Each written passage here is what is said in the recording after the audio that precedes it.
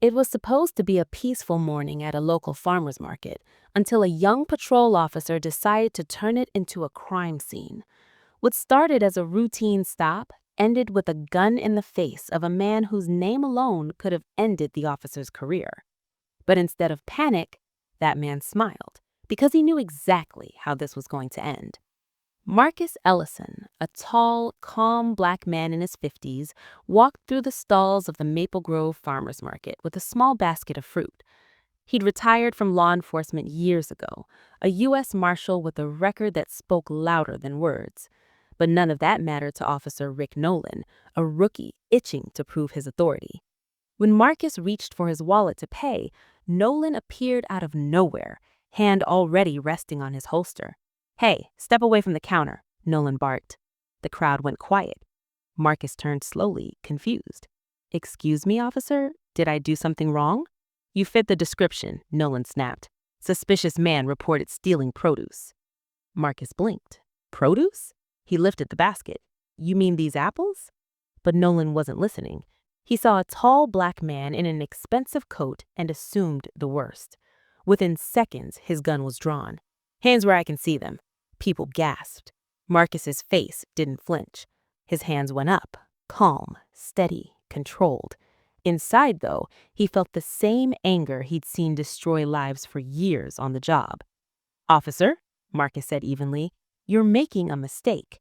Nolan's voice shook. "I said hands up." Marcus took a breath. I've heard the line before from men who didn't know what they were doing. A nearby vendor started filming. The tension thickened. Marcus knew one wrong move could cost him his life. But this wasn't about guilt. It was about pride. So Marcus made his move.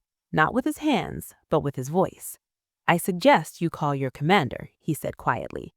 Nolan laughed. "Oh yeah? You think you know the commander?" Marcus tilted his head, eyes steady. "I trained him." Within minutes, a black SUV screeched to a stop beside the market. Out stepped Captain Laura Bennett, the department's top officer. Calm but furious, she stormed through the crowd. "Nolan, what the hell are you doing?" "Ma'am, this man—" "That man," she cut him off, "is Marcus Ellison, retired U.S. Marshal, my former instructor." The color drained from Nolan's face. His gun wavered. "Holster your weapon, now." He obeyed, trembling. The silence that followed was deafening.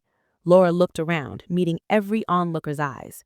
"This is what happens," she said firmly, "when fear replaces judgment." Then she turned to Marcus. "I'm so sorry, sir." Marcus nodded slowly. "You don't owe me an apology. Just make sure this doesn't happen again." Later that day, Nolan's body camera footage was reviewed. No theft, no report, no probable cause. Just prejudice, panic, and poor training. Internal Affairs didn't hesitate. Suspension, then termination.